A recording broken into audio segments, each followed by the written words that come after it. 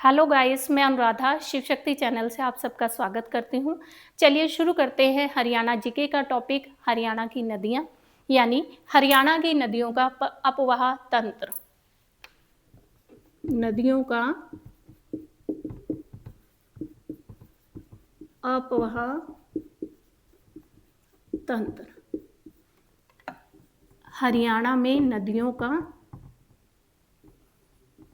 अपवाह तंत्र।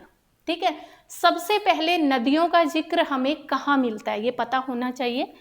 ऋग्वेद में, हमारे वेद 4 हैं, ऋग्वेद में हमें नदियों के बारे में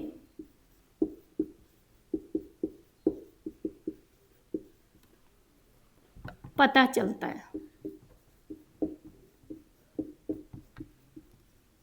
ठीक है, और ऋग्वेद में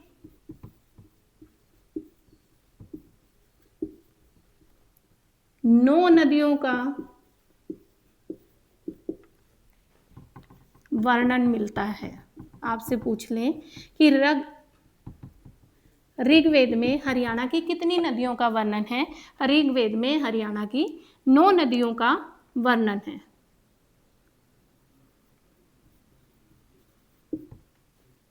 ठीक है, उसके बाद है जो हरियाणा की नदियां हैं वो अपवाह तंत्र कितने भागों में बटा हुआ है। और ये भी बता दूं, ऋग्वेद में हरियाणा की सबसे बड़ी नदी, समझ ही गए होंगे किसके बारे में बात कर रही हूं, यमुना नदी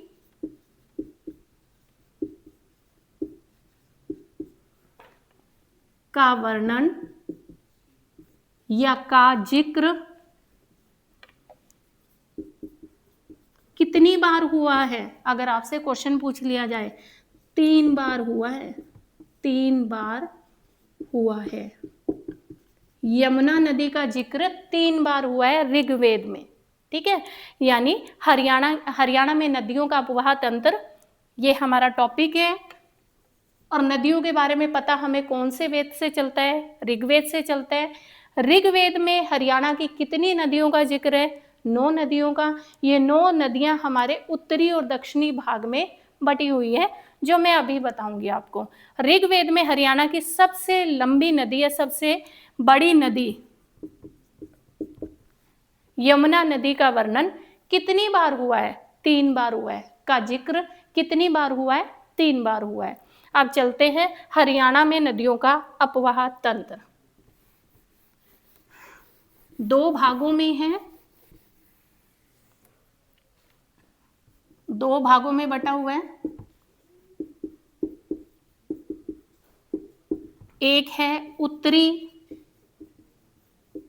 अपवाह तंत्र,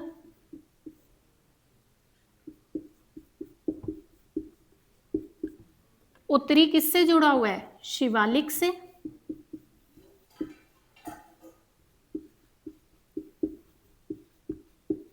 या हिमालय से। शिवालिक यानी शिव, शिव कहाँ विराजमान है, हिमालय पर्वत पर। आप ऐसे भी याद रख सकते हो, हिमालय पर्वत से। फिर है आपका दक्षिणी अपवाह तंत्र।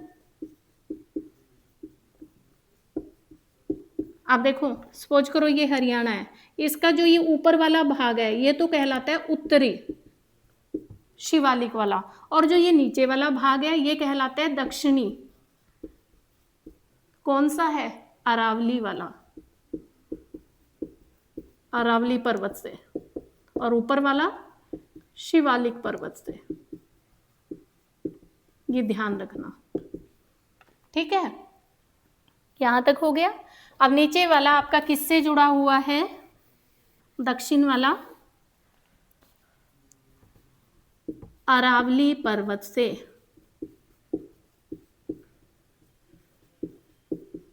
ये आपको पता होना चाहिए। ऊपर वाला भाग शिवालिक पर्वत से या हिमालय से, शिव कहाँ विराजमान है? हिमालय पर्वत पर।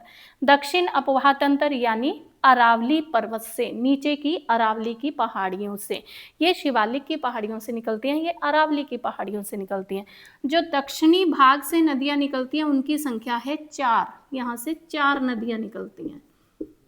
और जो उत्तरी भाग से नदियां निकलती हैं वो है 5, इनकी संख्या है 5। अभी मैं आपको ट्रिक के माध्यम से बताऊंगी कौन सी 5 है और कौन सी 4 है। ठीक है, तो 5 नदियां उत्तरी भाग से और 4 नदियां दक्षिणी भाग से। यहाँ तक नोट कीजिए, फिर आगे बढ़ते हैं। बहुत इंपॉर्टेंट टॉपिक है आपका नदियों का, आराम से करेंगे, चाहे 2 भाग में बने चाहे 3 भाग में कंप्लीट हो, पूरा आराम से करवाऊंगी ताकि आपको अच्छे से क्लियर हो जाए और समझ आ जाए। तो पहले उत्तरी अपवाह तंत्र करेंगे और इससे निकलने वाली नदियों के बारे में जानेंगे।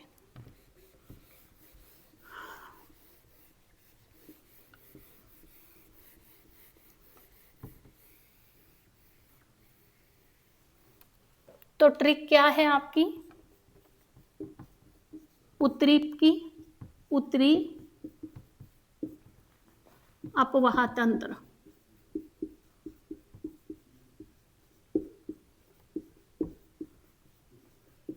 से निकलने वाली नदियां। ठीक है, ट्रिक है आपकी, मैं रस की 5 घूंट पी गया। ठीक है, मैं से है मारकंडा, स से है सरस्वती। ठीक है, घ से है घग्गर, ट से है टांगरी, य से है यमुना। ठीक है, मारकंडा, सरस्वती, घग्गर, टांगरी, यमुना। मारकंडा कितने किलोमीटर है आप बताइए जरा? 80 kilometre. Saraswati 120 kilometre. Ghaggar 261 kilometre. Tangri 50 kilometre. Yamuna 320 kilometre. ये आपको पता होना चाहिए, ये इसकी कुल लंबाई है। ठीक है, जो आपकी ये यमुना और टांगरी आपको शो हो रही है, मैं यहां लिख देती हूं, टांगरी 50 किलोमीटर, यमुना 320 किलोमीटर, हरियाणा में बता रही हूं आपको। ठीक है, इनकी लंबाई। अब जो ये आपकी मारकंडा है, सरस्वती है, घग्गर है, टांगरी है, यमुना नदी है, टांगरी है, ये जो मैंने दोबारा लिख दी है आपके पास, इनके साथ साथ आपको मैंने लेंथ बता दी है कि कौन सी नदी कितने किलोमीटर तक की है। पहले इसको नोट कीजिए। जो मारकंडा है इसके बारे में बताती हूँ। मारकंडा कहाँ से प्रवेश करती है हरियाणा में? अंबाला से प्रवेश करती है, अंबाला से प्रवेश। सरस्वती यमुना नगर के आदि बद्री से प्रवेश है। घग्गर नदी जो है आपकी वो पंचकुला से प्रवेश करती है, पंचकुला कालका।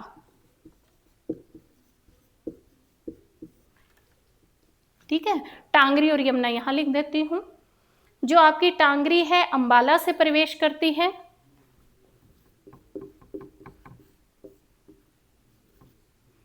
टांगरी 50 किलोमीटर, प्रवेश अंबाला से। यमुना 320 किलोमीटर हरियाणा में, प्रवेश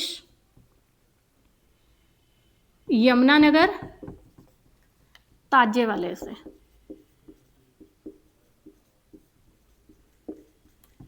ठीक है, ये आपको पता होना चाहिए। जो यमुना नदी है इसकी अगर आपको टोटल लेंथ पूछ लें, टोटल लेंथ 1376 किलोमीटर, पर हरियाणा में पूछे तो 320 किलोमीटर। जो आपकी घग्गर नदी है, टोटल लेंथ पूछे, टोटल लेंथ अगर आपसे पूछ लेते हैं घग्गर नदी की तो 460 किलोमीटर, ये आपको पता होनी चाहिए। और हरियाणा में 261 किलोमीटर। टांग कितनी लंबी है? 50 किलोमीटर, ऐसे याद कर सकते हो आप, ठीक है। तो मैं रस की 5 घूंट पी गया, मैं मार्कंडा, रस में स है सरस्वती, ठीक है। 5 से आपको क्लियर हो रहा है कि उत्तरी भाग में कितनी नदियां हैं? टोटल 5 नदियां। घूट में घग्गर 261 किलोमीटर, टांगरी 50 किलोमीटर, यानी टांग कितनी लंबी फंसाई? 50 किलोमीटर। उसके बाद गया में आपका य आ रहा है, यानी यमुना, टोटल लेंथ 1376 किलोमीटर, और हमारे हरियाणा में 320 किलोमीटर। अब हम इनकी डिटेल पढ़ेंगे कि कौन सी नदी कहाँ से निकलती है, कितनी लेंथ है, कहाँ कहाँ इससे सिंचाई की जाती है, और इनकी सहायक नदियाँ कौन कौन सी हैं, ठीक है। ये नोट कर लिया होगा आपने। अब आगे बढ़ते हैं।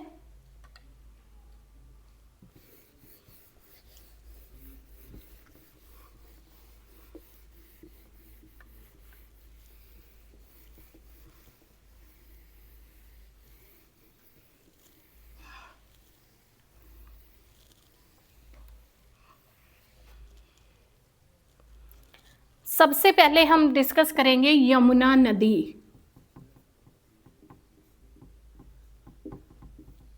किस किस नाम से जानी जाती है आपकी यमुना नदी? सूर्य की बहन,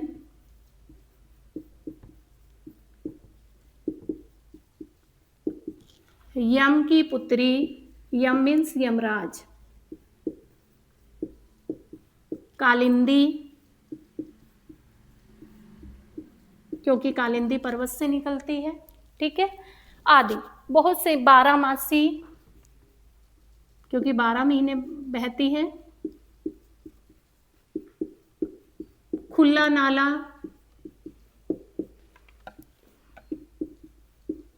आदि बहुत से नाम दिए गए हैं इसको, ठीक है।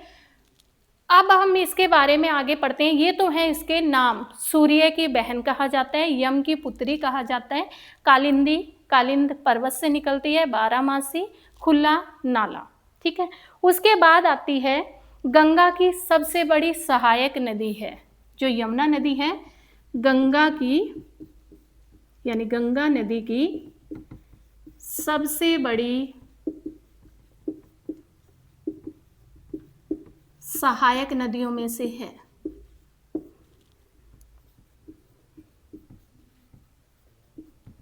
यमुना, क्लियर है। अब आपसे पूछा जाए इसका उद्गम स्थल क्या है? उद्गम स्थल जहां से ये निकलती है, अभी मैंने आपको बताया कालिंदी कहा जाता है, तो कालिंद पर्वत से,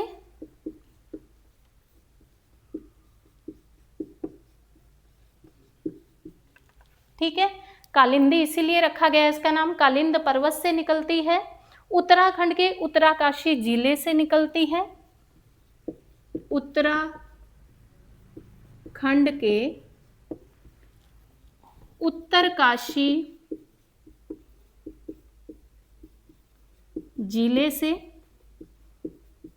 और भी आगे देखना, उत्तरकाशी जिले से गढ़वाल हिमालय में स्थित बंदरपूंछ के, गढ़वाल हिमालय में स्थित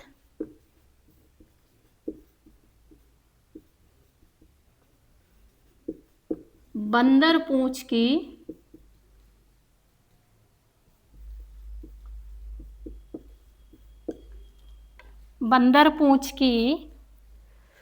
पश्चिमी ढाल पर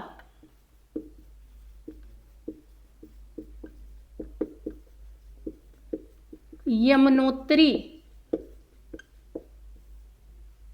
ये नाम भी है इसका यमुनोत्री, ठीक है, यमुनोत्री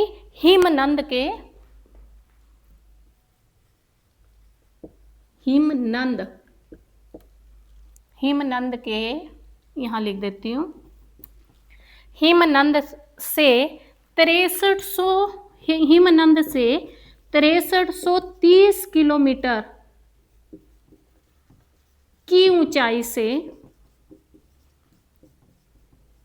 गिरती है। ये ध्यान रखना, मोस्ट इंपॉर्टेंट है। खासकर ये पश्चिमी ढाल, कई बार आपसे पूछ लेते हैं किस ढाल से, पूर्वी ढाल, पश्चिमी ढाल, उत्तरी ढाल, ठीक है, ये दक्षिणी ढाल। दक्षिणी तो आपको पता है ही नहीं, ठीक है, तो पश्चिमी ढाल से, पश्चिमी तरफ से निकलती है और यमुनोत्री हिमनद से 6330 किलोमीटर की ऊंचाई से गिरती है। ये पूछ ले कितनी हाइट से गिरती है, 6330 किलोमीटर की हाइट से गिरती है। कालिंद पर्वत से, जो कहाँ है, उत्तराखंड में, और उत्तराखंड के उत्तरकाशी जिले से। और वहाँ भी कौन सा हिमालय, गढ़वाल हिमालय, गढ़वाल हिमालय में स्थित बंदरपूंछ की पहाड़ी, ठीक है, बंदरपूंछ की पहाड़ी में पश्चिमी ढाल पर, यानी पश्चिमी साइड से यमुनोत्री हिमनद से हाइट पूछे तो 6330 किलोमीटर की ऊंचाई से गिरती है। ये है इसका कंप्लीट उद्गम स्थल, जो आपको पता होना चाहिए, ठीक है। उसके बाद हम आगे करते हैं कि ये हमारे हरियाणा में कहाँ से प्रवेश करती है। ये तो जहाँ से ये निकल रही है वो मैंने आपको बताया है। ऊपर का रब कर देती हूँ, लिख लिया होगा आपने। अब यमुनानगर में प्रवेश देखते हैं इसका। गंगा नदी की सबसे सहायक नदी है हमारी यमुना नदी। हरियाणा में प्रवेश,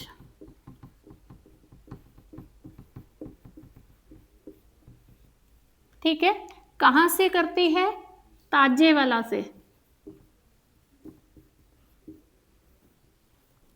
ताजेवाला के उत्तर में,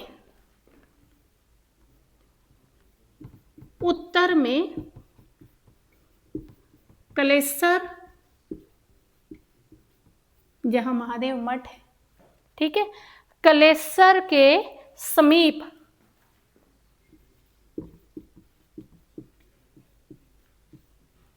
कलेसर के नजदीक जाते हैं, ठीक है। कलेसर के समीप हरियाणा के यमुनानगर में, YNR लिख रही हूं, यमुनानगर में। अब ताजेवाला में कौन सा बांध बना हुआ है, हथनी कुंड बांध।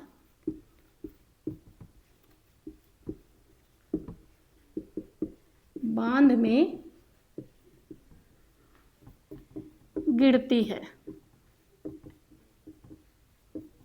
ठीक है। कलेसर के समीप हरियाणा के यमुनानगर में ताजेवाल में बना हुआ है आपका हथनी कुंड बांध, उस बांध में जाकर गिरती है। और वहां दो नहरें बनती हैं, पश्चिमी नहर जिसे बोला जाता है पश्चिमी यमुना नहर,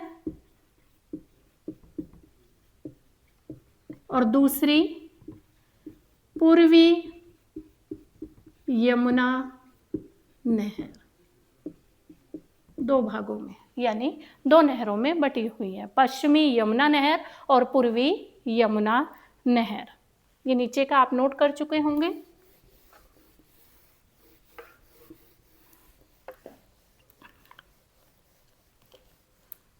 अब आपको डिटेल भी बता देती हूँ, ठीक है।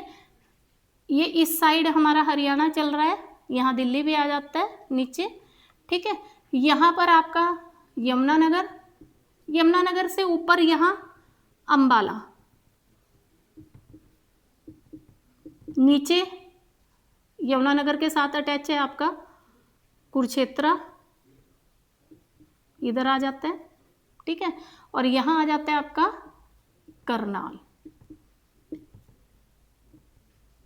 यानी यहाँ पर आपका करनाल, करनाल के नीचे आपका पानीपत, पानीपत के नीचे सोनीपत, सोनीपत के नीचे आपकी दिल्ली है, दिल्ली से निकलती है यमुना, और नीचे आपका फरीदाबाद और पलवल। पलवल से, ये जो आपका पलवल है नीचे, पलवल से पूर्व की ओर मुड़ जाती है, पूर्व की ओर, ठीक है। वहीं पर आपका हसनपुर पड़ता है, पलवल के पूर्व की ओर मुड़कर हसनपुर में यमुना नदी एक नाले में गिर जाती है। हसनपुर या हसनगढ़ एक नाले में गिर जाती है, जिससे इसका नाम पड़ा था खुला नाला। क्लियर है? ठीक है, यानी यमुनानगर, करनाल, पानीपत, सोनीपत, नीचे दिल्ली, दिल्ली से निकलती हुई नीचे फरीदाबाद, फिर पलवल, पलवल से पूर्व की तरफ मुड़ती हुई हसनगढ़ है, वहां से आपकी एक नाले में गिर जाती है और वहीं से नाम पड़ता है इसका खुला नाला। 12मासी है, 12 महीने बहती है। ठीक है, तो ये ध्यान रखना आप। क्लियर हो गया?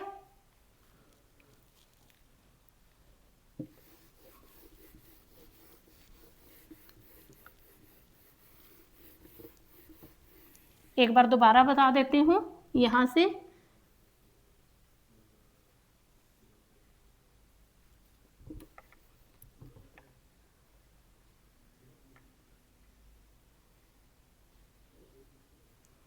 यहाँ यमुनानगर, यमुनानगर के यहाँ ऊपर अंबाला है, नीचे आपका कुरुक्षेत्रा है, इससे अटैच यमुनानगर से। यहाँ आपका करनाल है, फिर आपका पानीपत, नीचे सोनीपत, फिर ये आपकी दिल्ली आ जाती है, दिल्ली से निकलते हुए नीचे आपका फरीदाबाद, और फरीदाबाद से नीचे पलवल।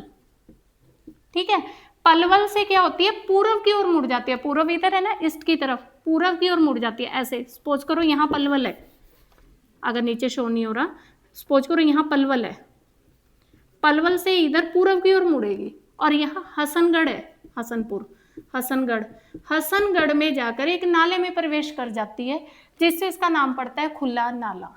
ठीक है, अब देखो ये कुरुक्षेत्रा में प्रवेश नहीं करती, पर सिंचाई का काम जरूर करती है, क्योंकि यमुनानगर से टच है, पानी इधर जाता है।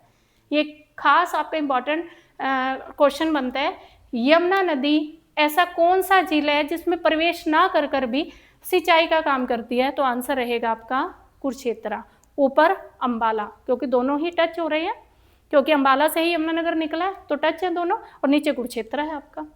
क्लियर है? तो अंबाला और कुरुक्षेत्रा दोनों में ही सिंचाई का काम करती है, प्रवेश नहीं करती।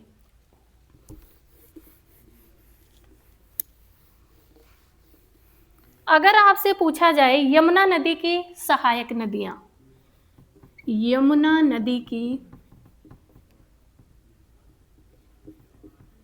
सहायक नदियां,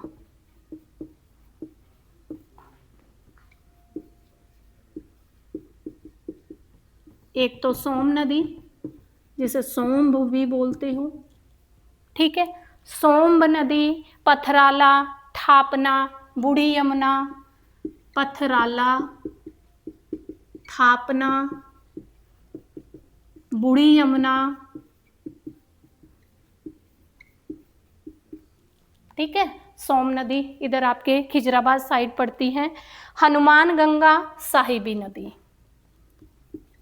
हनुमान गंगा और साहिबी नदी, ये हैं सहायक नदियों में। और यमुना नदी पर कौन कौन से बांध हैं? तो ट्रिक है आपकी लकीर।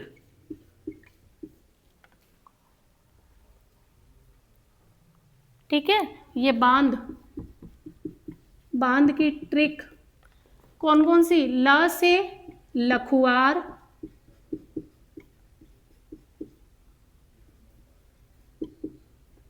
क से किसाऊ, र से रेणुका। ठीक है, ये यमुना नदी पर आपके बांध है, लकीर, लखवार बांध, किसाऊ बांध और रेणुका बांध। क्लियर है? और यमुना नदी की सहायक नदियां सोम नदी, पथराला, थापना, बूढ़ी यमुना, हनुमान गंगा, साहिबी नदी। क्लियर है यहाँ तक? आपको ट्रिक भी क्लियर हो गई होगी। बांध की लकीर, लखवार, किसाऊ, रेणुका, पहले यहाँ तक नोट कीजिए।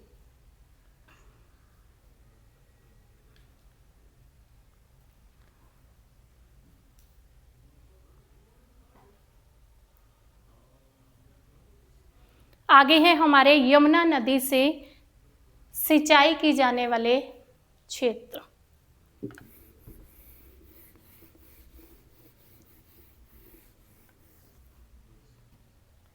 यमुना नदी से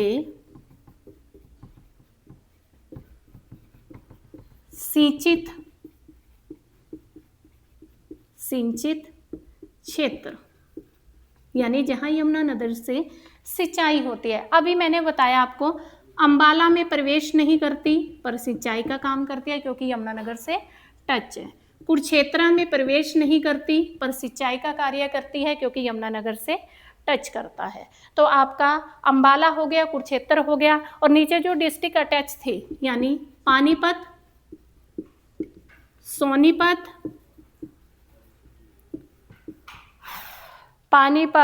सोनीपत, यमुनानगर,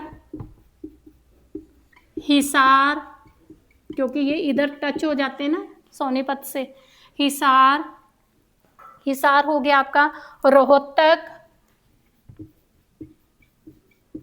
और लास्ट में कहाँ मुड़ रही थी? पलवल से पूरब की ओर, हसनगढ़ में पलवल। फिर हसनगढ़ आपका पड़ता है यूपी में, यूपी के हसनगढ़ में जाकर एक नाले में प्रवेश कर जाती है और वहां क्या कहलाती है? खुला नाला। ठीक है, यमुना नदी से सिंचित क्षेत्र या सिंचित डिस्ट्रिक्ट या जिले। आपके मैंने कहा दो ऐसे जिले जहां प्रवेश नहीं करती पर सिंचाई का काम करती है, आपका अंबाला और कुरुक्षेत्र। पानीपत में प्रवेश करती है, सोनीपत, यमुनानगर में तो करेगी ही, हिसार, रोहतक और पलवल। तो ये था आपका यमुना नदी के बारे में। अगर एक और क्वेश्चन बताती हूँ, हरियाणा की एकमात्र नील नदी किसे कहा जाता है? हरियाणा की एकमात्र नील नदी या नीली नदी, वो है आपकी थापना। ठीक है, ये मत सोचना भले ही आज हमने एक नदी पढ़ी है यमुना नदी, पर अच्छे से तो पढ़ी है। ठीक है, हमने हर चीज के बारे में जाना, हर पहलू को डिस्कस किया कि ये कहाँ से निकलती है, उद्गम स्थल क्या है, सहायक नदियाँ कौन सी हैं, इसके उपनाम क्या है, इससे सिंचाई कहाँ कहाँ होती हैं। ठीक है, ये सब कुछ हमने जान लिया। इसकी टोटल लेंथ कितनी है जो मैं बता चुकी हूँ, टोटल लेंथ है 1376 किलोमीटर, पर हरियाणा में पूछे तो 320 किलोमीटर। ठीक है, सारा मैंने आपको बता दिया। ट्रिक के माध्यम से उत्तरी भाग में बहने वाली नदियां बता दी, यमुना नदी पर बनने वाले बांध बता दिए। जो एक ट्रिक डिस्कस किया मैंने, लकीर, लखवार बांध, किसाऊ बांध और रेणुका बांध। ठीक है, तो आज हम यहीं तक पढ़ेंगे, बाकी का हम डिस्कस करेंगे कल की वीडियो में। तो मेरे साथ आगे की इन्फॉर्मेशन जानने के लिए, आगे इस टॉपिक को पढ़ने के लिए मेरे चैनल शिव शक्ति को लाइक कीजिए, सब्सक्राइब कीजिए, कमेंट कीजिए, और ज़्यादा से ज़्यादा बच्चे इससे जुड़िए। और ज़्यादा से ज़्यादा बच्चे इससे तभी जुड़ेंगे जब आप मेरी वीडियो को शेयर करोगे। ठीक है, आपको कहीं भी कोई प्रॉब्लम आती है तो कमेंट डालिए, मैं उसका रिस्पॉन्स आपको ज़रूर दूंगी। धन्यवाद।